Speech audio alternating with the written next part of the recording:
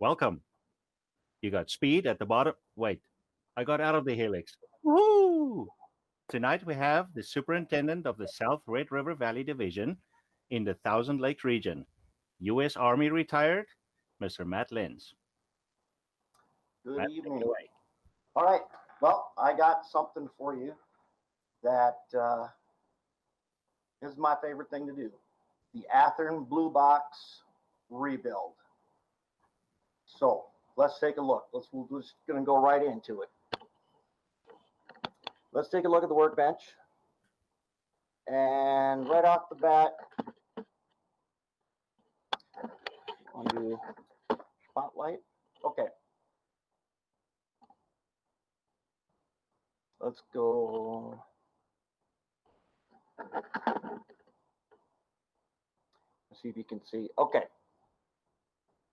All righty.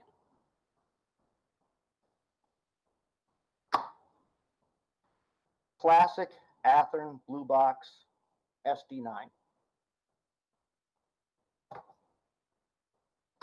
Early Athearn Blue Box GP9. Interim era Blue Box U30C. All right, are we frozen or you guys hear me?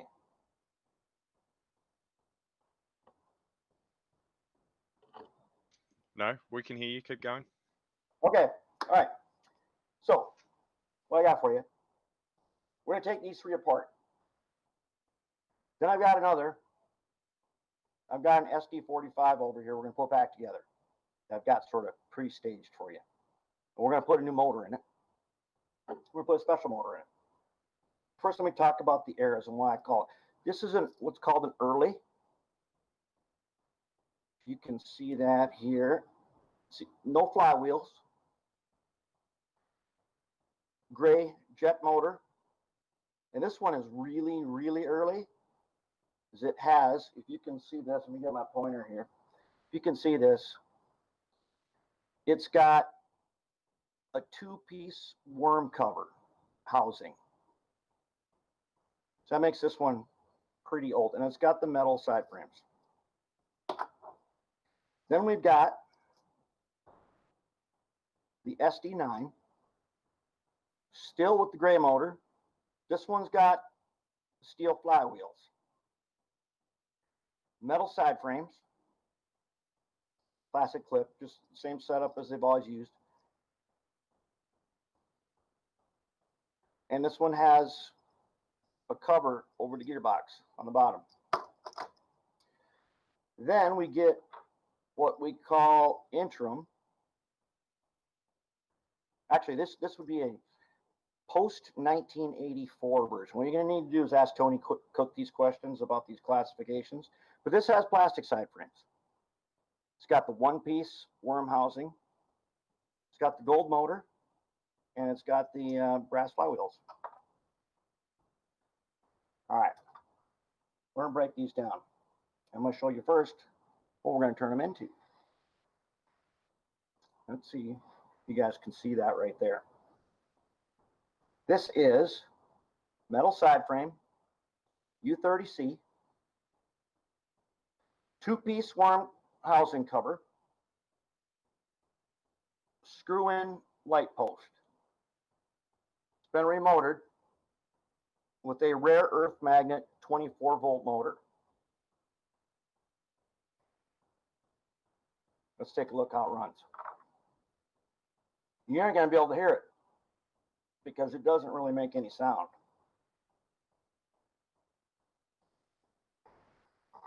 Just barely. So what I've done is I've removed the old motor, everything, and I've rewired it, cleaned it all up, and brought it up to modern standard. And by modern standard, I mean this is pretty modern. To do that, I needed a strong motor that was easy to mount levelly across these drive shafts. And I needed to make some custom universal joints. So I designed some in my 3D printer, and you can see that. I just made a whole bunch of them. I made enough. Now that I've designed them, I can make them whenever I want. And I made a custom motor mount. And I have some certain techniques that I use that generally, well, I don't know anybody else who does it. But when you get a remotor kit, usually it comes with some sticky tape and possibly couplings, U-joints and drive shafts to install a different motor. And not necessarily a newer or better motor, but it will be a different motor. I'm going to show you what makes these motors special.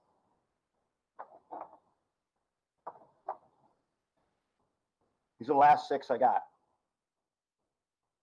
They're out of date now. Can't get them anymore because they're 4 years old. But these motors are rare earth magnet motors. That means they can do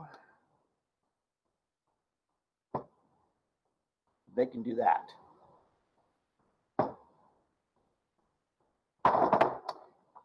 And they tend to snap together. But why would we want to do that? Well, here's one of the problems we have with motors, especially in DCC. Problem you have with a motor is you've got the motor. If for some reason the shaft cannot move, the motor will start to draw high power. It'll draw amps. And the amount of amps it'll draw can exceed the capacity of your decoder, the safe operating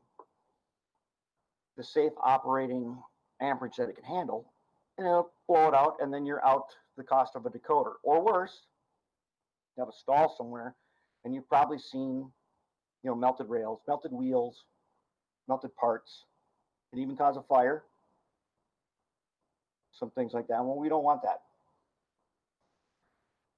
So this type of motor is a super strong rare earth magnet motor, and these U-joints that I made here, they're made out of PLA on the 3D printer. So literally they cost nothing. All these motors together, all these parts that are yellow here, all together, didn't even add up to a penny. What happens is, if this motor were to, for some reason, encounter something that would stop the truck and make the motor tend to stall, this motor here will literally tear this piece off. It'll just rip it apart and then keep running. And that's a nice safety feature to have. The other nice thing about this is at about 7 or 8 volts, you can't pinch it with your fingers and stall it. Screwdriver motor. It's too strong for that. Your fingers cannot stop this motor even at half volts. But like I said, this motor's already out of date. It's 4 years old. That's ancient technology. Last ones I got, don't ask me where I got them because you can't get them anymore.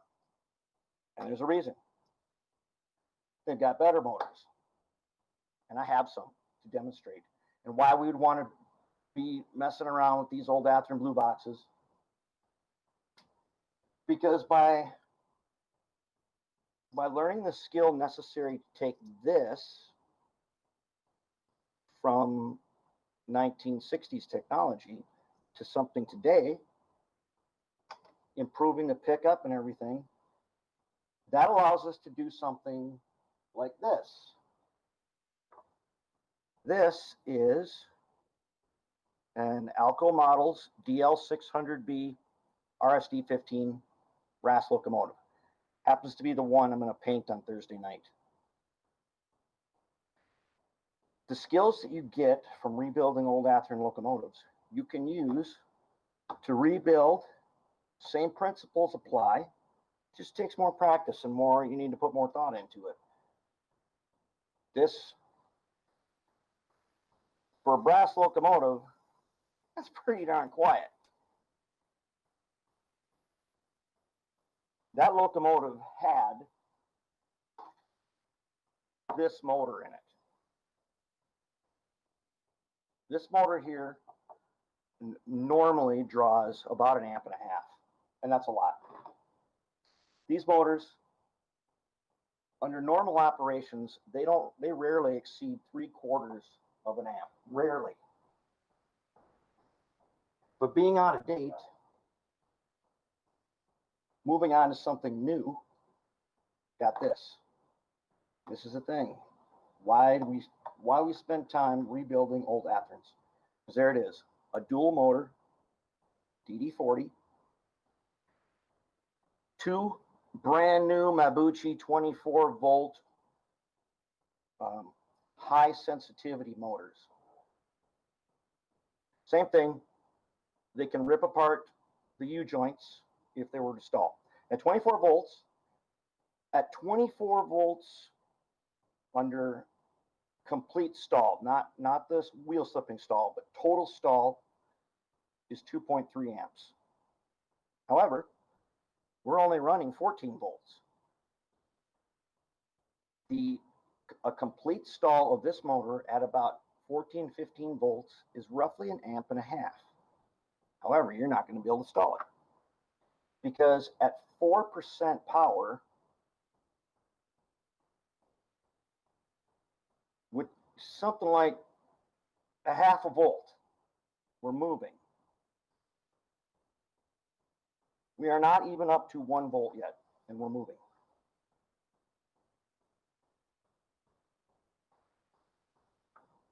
Right there, that is 15% power. Nice and smooth. And that's what we like to have. We want to protect our work, something that has a little safety built in it. This new motor that I got, these are 6-pole motors, brand new. They're amazing. They're unbelievable. This motor, also brand new, is, I haven't found anything to put it in yet. You cannot pinch this at 0.5 volt. You cannot pinch it with your fingers and stop it. It's that strong. But unlike these, this won't even attach hardly at all to a small bolt. And it's way more sensitive. Motors change fast. Nowadays, motor technology changes as fast as cell phone. All right. So to get to this level, where you can put these things in anywhere you want to, let's go over the basics and break some down. So what we want to do, we're going to take apart the old GP9 here. Pick these up at train shows, under $20. This one here was probably more like 10. Since it has the split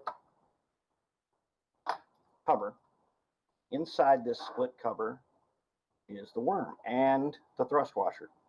So let's try to keep those together. All these parts here got to go into the cleaner. So what we're going to do is we're going to set them on a towel behind me. I'm just going to start throwing the parts there. Later, I'll put them in a basket, put them in the ultrasonic cleaner. Okay, now that I've got the worm housing off, and it's almost like breaking off all the universal joints. Start breaking them off, pull the spring clip, discard it, take the trucks out. You can tell this is old by the way this is, and the low profile, that very low profile truck right there. But there ain't nothing wrong with this. The other thing that tells you that it's old is it has this cover. You want to be somewhat careful with these so you don't bust off tips of them. Once you get that off, it comes apart, and it has these inner sleeves, and the gears fit inside there. all that's going to go in the ultrasonic. One we're going to put back together has the same wheel set. We're going to take apart one that has the other wheel set. This one's got the little nubs on it, the ends of the axles. That's where you get your power from. Now take this guy out. I'm going to take a roll of tape.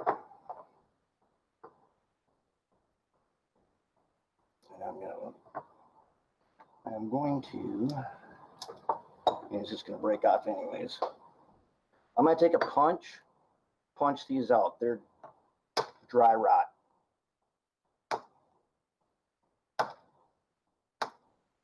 See that? They just come apart. They're garbage. There's our frame. Not much has changed, at least in blue boxes. Nowadays, they're not quite like this. The old jet motor. And this one's really old because it's got the red winding on it. Here's a jet that has the copper winding. I actually have this one set up so that it does not draw power from the frame. We'll get to that in a minute.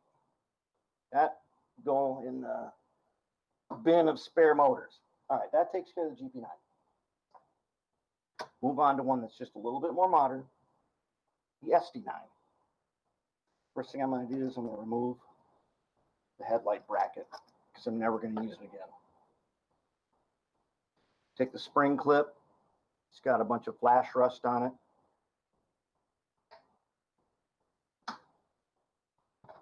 Just like before, I'm going to pry from the side. I'm going to give it a twist. Now, when I lift the worm out, on the end here is a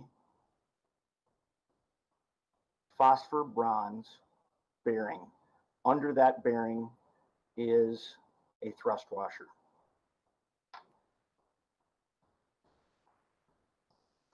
Now I can break off the U-joints. This one is so bad that they're crumbling. We're going to talk about why that happens in just a minute here since we get this apart. Same thing, other side. This thing is literally encrusted with old grease.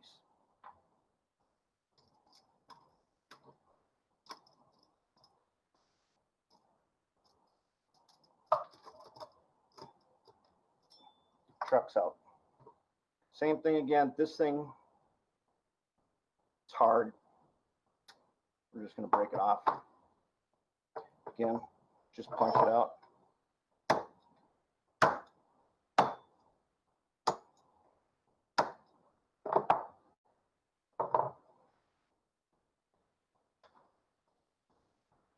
Okay, we're not going to recycle the motor. Trucks we are going to use in these covers. And I'm actually going to, for purpose of demonstration, I'm going to use these right here.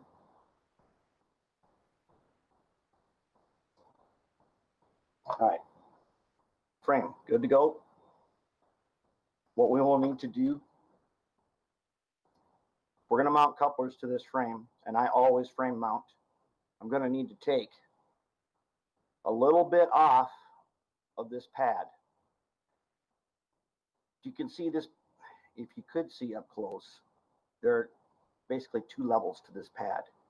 Bottom pad, the big pad, you can shave that in half. You can use a mill file. I have a milling machine, that's what I use. Shave it in half. It will allow you to tap this hole, or drill this hole, then tap it, and you'll be able to screw in couplers. Put that aside.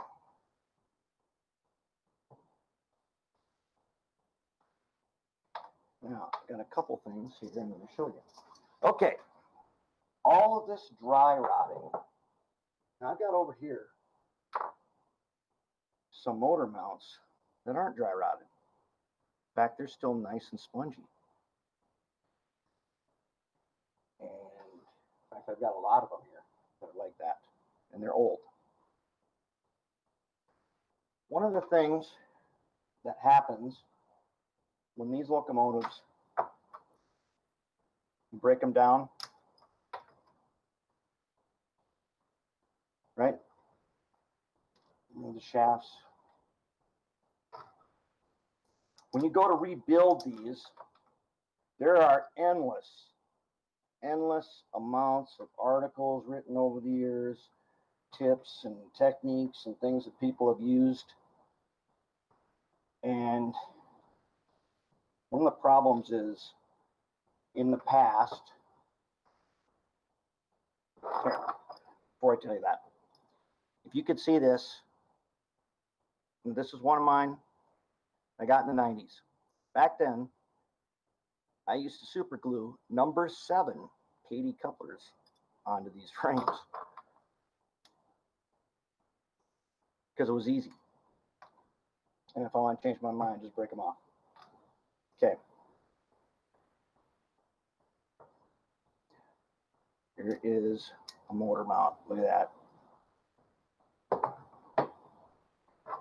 So I'm guessing that what we're going to find right here, I don't know. We're going to see what I did. But I will tell you what happened. So I got a couple of these. And the first thing you used to do was hardwire it. Right? You take out the spring clip. You would attach wire, red wire, to the top of the motor from your 2 trucks. That's just what you did. You didn't see, obviously I didn't worry about the bottom.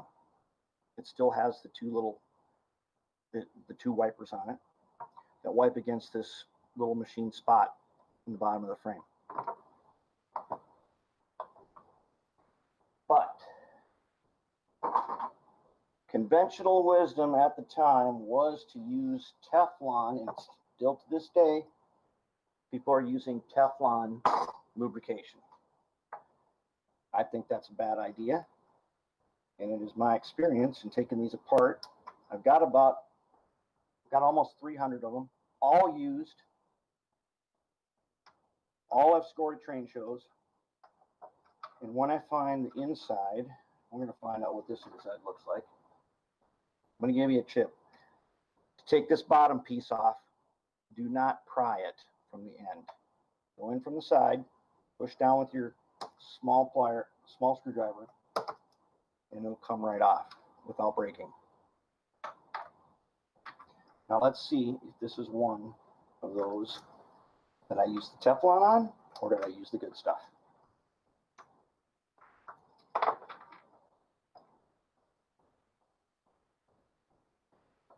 This locomotive and its mate were in storage, not climate controlled storage. So they were subjected to almost 2 decades of winters where the ambient temperature could be -20 for weeks at a time. What do we got here? This is what we've got. I did use the good stuff in here, and just like all the previous ones I've opened, I got no hardened oil. I've got no amber. And because of that, these gears actually look like they're in really good shape. And these wheels actually look like they're in really good shape. So I discovered that using Teflon grease, I mean, you don't know when all your trains, what if you're moving or something, if they're going to be in storage for a while, you do not want that Teflon grease in there. At extreme temperatures of summer and winter, that stuff will start to turn, or it will turn against your parts. It just happens all the time when I open them up. That's the way it is. But I discovered way back then, I use red lithium, high temp bearing grease. One can last you a long time. It's about $15 right now. But at extreme temperatures, it stays good. does not attack plastic at all. In fact, it doesn't spread. It stays only where you put it. All right, now that I got all my parts, they all got to go into the cleaner. They've all got to be cleaned before I put it back together, because I'm going to do some things now that I know now that I did not know then. As you can see, these wheel sets are the ones with the phosphor bronze bearing. That needs to turn freely. When you see phosphor bronze bearing against steel wheel, which these are, that should indicate that you need a drop of machine oil there. You need actual real machine oil. Okay? Simple lubricating oil. Just a pinhead's worth. That's all it takes to keep them in good operating condition. These side frames, here's another thing. The wrong lubricant will get in here from these holes here, where this thing goes in here. How many of you have done this and broken one of these pins off from brittle plastic? This here is at least 30 years old, and I'm not finding a bunch of brittle plastic on this. That's a good sign. That means what we did has proven itself over 3 decades that it works. And it works really, really well. The red lithium grease, it's not conductive, it's not reactive, and it is not affected by temperatures that you would normally encounter. Hard winters or hot summers, it's not affected by any of that. Now we've got our parts. When they come out of the cleaner, we'll start to reassemble, but I already got some ready for you. Now what I want to show you, there was a product that I loved. I don't know if it was hazardous or whatever, but you can't buy it in a spray can anymore. And the farm store doesn't carry it at all. And I have it sprayed on here. You can see it kind of I don't know if you can see enough detail to see. There's a film over this. That film is graphite. And as you can see, it's covering the hole where the power comes from the black rail to the frame. It's over that hole. In fact, I bet, let's take a look, see if I put it under the frame. Well, I put it on the front light post.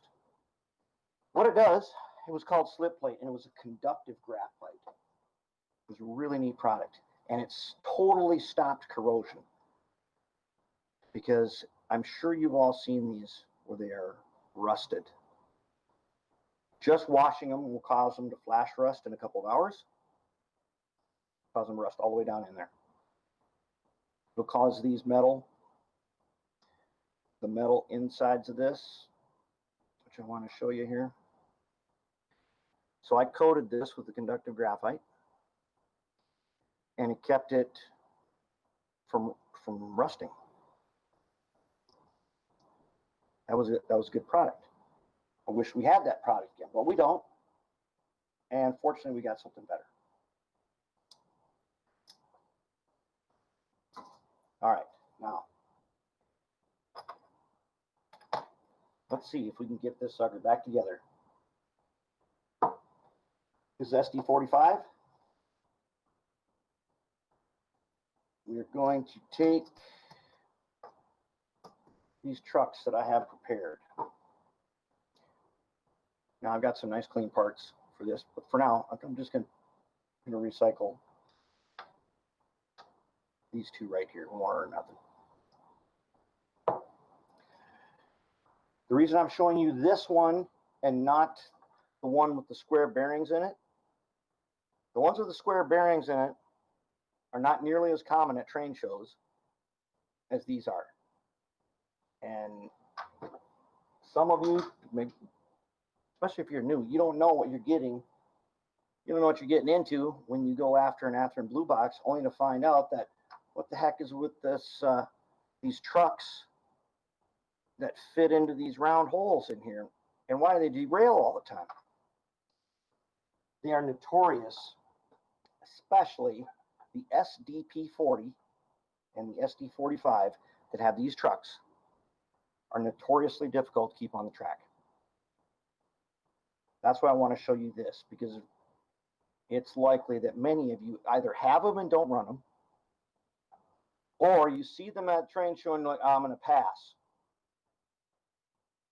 And maybe they're only $10 a piece, and you still pass on something that you could probably do something great with. What we have, what I do, and this knowledge is handed down from, most of you will be able to guess the source. Back in the 80s, there's a magazine that was half devoted to just rebuilding this stuff. And they used to test this stuff all the time. Now, if I've got a good reflection on this, these little things here, these phosphor bronze round bearings, need to be filed flat. And that's it. And I promise you, if you do more, they will come out. Now, sometimes, if it's a particularly difficult model, and they get to be difficult when these frames get bent. If it gets dropped on the floor, side frames, which are all metal, get bent. Then they're really hard to get them to stay on the track. So sometimes I will take a 64th out of this center hole. That's it, just a tiny bit, and it will give that center axle just a little bit of play. Now, I have already lubricated these gears with the red lithium grease, and they're going to go on these posts. What I've done, a lot of you thought, well, you can replace the old sintered steel wheels with new, like, nickel-plated wheels and stuff. I don't do that. I keep these. And the reason I keep them is they're porous. Porous metal has always been a weakness of these, and it's made them difficult to clean. They get dirty, and they lose contact, and all kinds of problems. But go to a lumber yard. For $5, you can get a tube of Oxguard. Take the Oxguard on a little paintbrush. Anything that makes electrical contact or might rust, you paint that on there. Thick grease at first. I go all the way around the wheels. Usually I'll paint the inside of this, then I'll polish it off, then I'll go ahead and I'll put the Oxguard on. Put that on there. Oxguard will turn to a film, a conductive film, and a soft film. So it conducts electricity, and it's soft. So even when it turns to the film, it doesn't really inhibit the free rolling of these trucks.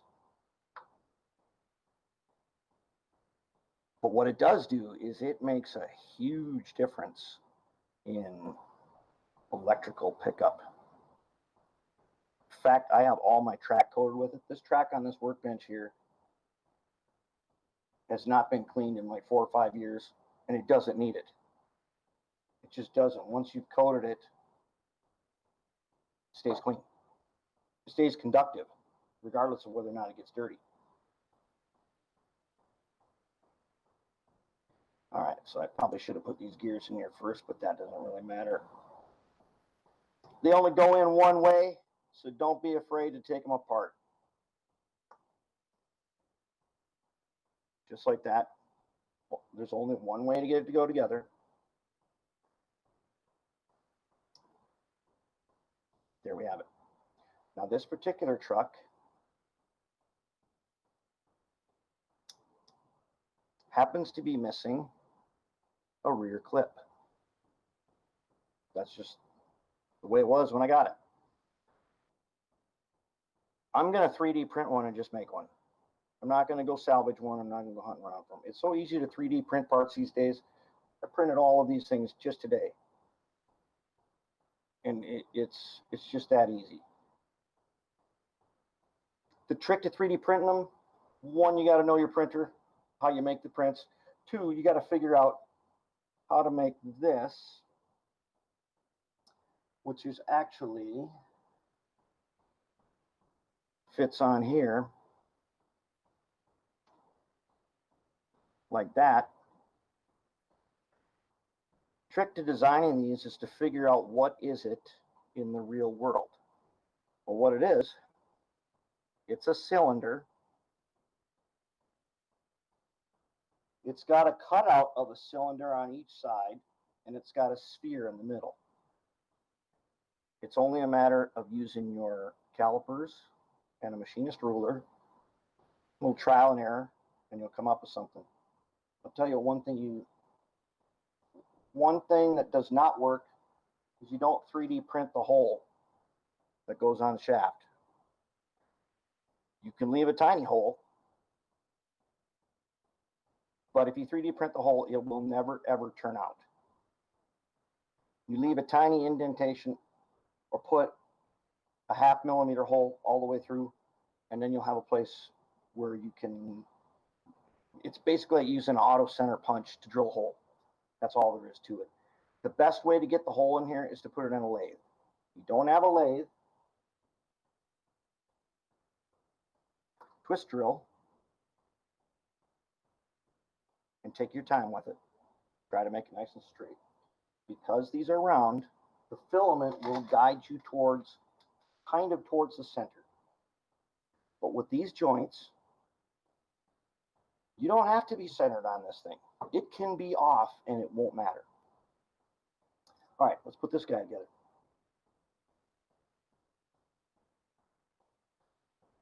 Now we've got our wheels coated. We've got our bearings coated.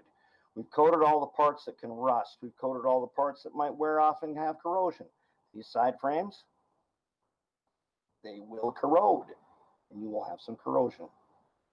We've painted everything that needs to be painted.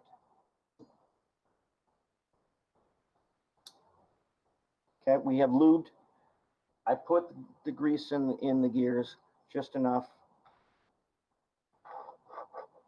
Okay, very nice. Okay, so now how do we know how to put this back together? Well, here's the thing. The rule is, track in front of me, this rail that is closest to me is going to be the red rail. The one that is farthest is the black rail. When the locomotive, whose front is designated by wherever the light bracket was, on this one it happens to be a knob. On the other one there's a little platform. Got it sitting facing right on the rails. The tab that comes up should be towards you. And I have pre-soldered a red wire, but it's going to go like this. The side closest to you is the red side. When I put the arrow on the power pack and I give it some voltage, with the arrow pointed right, locomotive facing right, it needs to move to the right.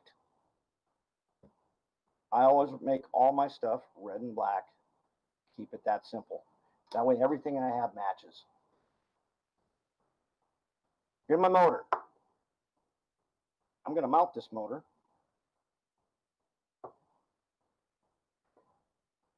I do not use screw-in mounts. Everywhere I did put a screw-in one, I'm taking it out. To mount this motor, I printed basically a box with a little round cutout that I measured off of this motor. Nothing more. Simple. It's just a box. This is what I use. Goop. The reason I use goop is, one, I can change my mind. If I don't like this, I can change my mind and take it up. 2, it's flexible, totally absorbs vibration. If you were using sticky tape down here, sticky tape is cushion, but it's not all that flexible. And once you stick to it, it's a little bit difficult to reposition without kind of ruining the stickiness of it. With this thing, I'm going to put this on here. I'm just going to glue it. I'm not even going to mill out the bottom here. Sometimes I made them all nice and flat, but I'm just going to put a little bit of glue on here, goop. And when it cures, it'll be just right. I can move it back and forth to make sure I've got my shafts the way I want them, and everything will work out exactly as I want. What I don't want to do is to be doing things that require such a severe tolerance that there's no room for error. I want a lot of room for error. And the reason I want a lot of room for error, it makes it run smoother with nice tolerances. The way we've done this by smoothing out those bearings should run over some pretty rough track. If it's not, if for some reason these side frames aren't square, then we can take, like I said, just a tiny bit out of the middle, and that'll help square. That'll help it negotiate rougher track. But as we have it right now,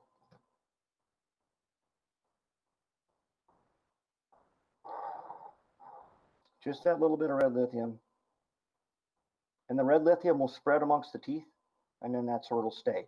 Any excess will catch in one spot, and you can wipe it out, and that'll be the end of it. You'll never have to worry about it again. So here's my motor. This is the way I have it set up. I have the power leads on this one. They're going to be facing forward. Does it really matter? No. On the, I guess that one's facing forward. That one's facing forward. This one's facing one way and one's facing the other way. These motors, if you got more room, or let's say you had a detailed cab and you don't want these wires running through there, you can switch it around. And you can put it in, you can mount it a different way. There's no problem with that. But let's take a look again at the wires. All right, those of you who know me, there are 2 things I tell you never to use. One is this copper shaft on your moto tool. Do not use it. It will rip stuff apart. 2, told you never to use this acid paste. It's not for you. Here is the exception right now. Those of you who build fast tracks and who've taken the time to watch the soldering instruction video know, what do they tell you to do? If you've ever built fast track switches, when you switched over to acid paste, it worked a lot better, didn't it? And it stayed together. When you used the rosin paste and built your switches and you got them on your layout, rails broke free. But when you switched to acid, they didn't. Just like the fast tracks guys say in the instruction video, the acid is for a mechanical joint. If you need mechanical strength, you need to use the acid, and we are soldering to steel. We need to use the steel brush to clean that steel and then put the acid on it to make sure that we can tin the spot where we want to attach the wire. Doing all that, that being said, then we need to be able to clean that off. If we leave that acid there, there will be corrosion. You can clean it off in a couple ways. Simple way is wipe it off with acetone and then paint over it with the Oxguard. That works great. I haven't had any flash rust issues or any corrosive issues from doing that. Anytime you need a mechanical joint, acid paste, but you have to clean it when you're done. When you are polishing metal, the copper shaft indicates the steel brush, and the steel brush will rip things apart. If you don't have those replacement parts, use the silver shaft. All right. So I've got it all wired. It's going to attach on, and it is going to look like that. Everything is cleaned. This is what we're going to end up with. And there it is.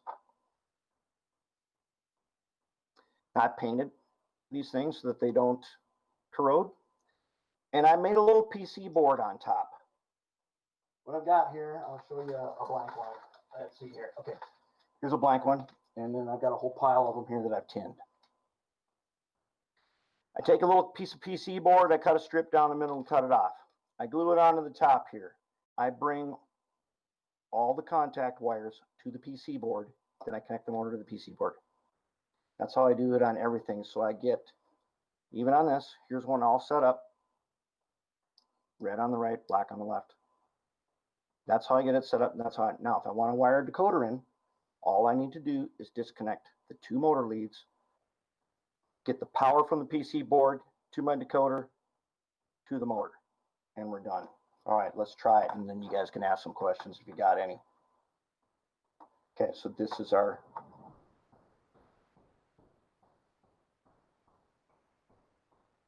there she is. You can see a little bouncing up and down here, but you don't hear anything.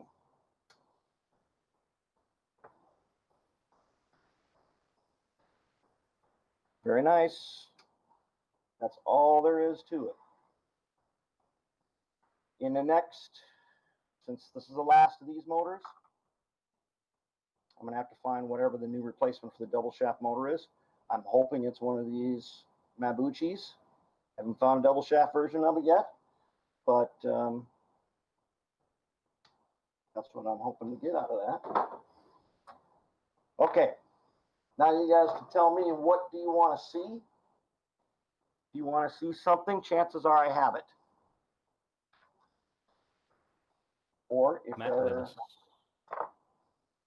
Go ahead. Can you hear me? Yep. Yeah, we have a little homework task for you. Okay. Your video feed kind of stopped working. We saw a picture every 10 seconds. So the homework would be if you could videotape this for us, and then we would replace the whole video when we upload it to YouTube. Oh, actually, I already have. Take any one of these you want off of my YouTube channel. Okay. So let's go to some questions. Why the 24-volt motor instead of a 12-volt motor? That's the question I was hoping you were going to ask. Okay. Why the 24 volts instead of the 12 volts? Here's a 24-volt motor. Now, do we have a video feed where you can actually see me? No, just explain it to us. Okay. 24 volts. A standard Tech 2 power pack, the one that's connected to this workbench, puts out 14.43 volts. If the maximum revolutions of this motor at 24 volts is, say, 20,000, at 12 volts, it is only 10,000, which is more than fast enough to run a locomotive. So what you have is you have about 50% safety built in with a 24-volt motor. You will never, in any railroad application, you are not going to reach 24 volts or go over the 24 volts that it's rated at. So you've got 50% extra headroom and safety built in. The 24-volt motor also has a tremendous amount, much more torque than a 12-volt motor. Like I said, you can tear off the joints out of the, you can tear the joints out of the locomotive and the motor will stay spinning rather than have your motor stall. That's why I use 24-volt motors. The other thing is, at the low end, they have significantly greater control. And I got to operate on a layout that ran DCC and momentum. And that's what really got me interested in using 24-volt motors, because at half a volt, the motor will turn, and the motor has enough torque that it will turn and move the locomotive at half a volt. The response range is perfect for momentum. Notice I don't use any flywheels. You don't use flywheels with 24-volt motors. You don't need them. In fact, they're actually a hindrance. All they do is introduce vibrations that you don't need. That answered? Yes. Next question, do you have a source for the screwdriver motors? Like I said, this is it. There are no more of these. They've been replaced. The next best thing, Mabuchi motors, 6 poles, and Johnson motors. Now, the places you get these, sometimes you can get them at your local auto parts store. This Johnson motor right here happens to be a rear view mirror motor on some cars, but it's only got 1 pole on it. I haven't got a new good source of super strong double shaft motors yet, but I'll have one soon. Are those the same rare earth motors that No, you're talking about? no, the rare earth motor. Well, if you can't see, the rare earth motors are the ones that can lift up the giant bolt. They can pull it off the table. In fact, connected to each other. I don't know if you can see that. Not yet. I'll just hold it here for a second. The brand new motors don't do this at all and are much more powerful than this. They are a lot more powerful than this. And they don't even hardly stick to anything. Hopefully you'll be able to see that. Someone mentioned they use a new lube on their motors. Have you ever heard of that? I use only red lithium. I have tried everything, but this stuff definitely this Mag 1 lube won me over when I had a box of 70 locomotives that I had to keep out in my storage garage for a while that I didn't feel like breaking open, and there was absolutely no damage or deterioration in any of the lubed parts. That was one we just opened up. Okay. 2 more questions. Okay. You mentioned you're 3D printing some parts. Someone asked if they could get access to the STL files for those. Sure. What part do you want? Motor mount is nothing but a box. You go into Tinkercad and make a box of the dimension you want, and you come out.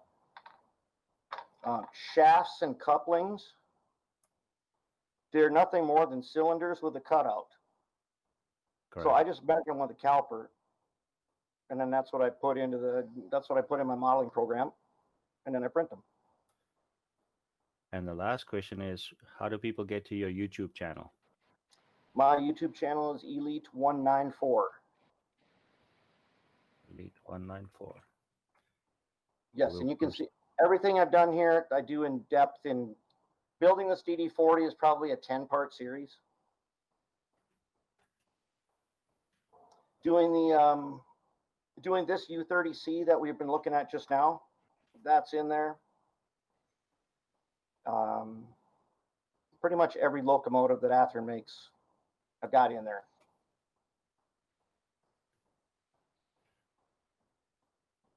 Well, thank you very much. We told each other to listen to you like we were listening to radio way back then. Okay. So we'll find the YouTube video. It looks good from my end, but yeah. So thank you for your time. And all right. Well, thanks for having me. Pleasure. And I'll see you on Thursday night, and we'll see if we can't get the video straightened out because we're going to paint. Yes, please. We're going to paint that brass locomotive. Oh, you can't see it, or I would show it to you. We're going to paint that brass locomotive. We're going to paint the Kraus Mafia ML4000, and by popular demand, we're going to do a GP9. Probably going to do 2 of them, maybe even 3 of them. But we're going to do them all at the same time in 1 hour. Wow. With a paintbrush, by the way. We're going to use a paintbrush. Thank you, sir. All right.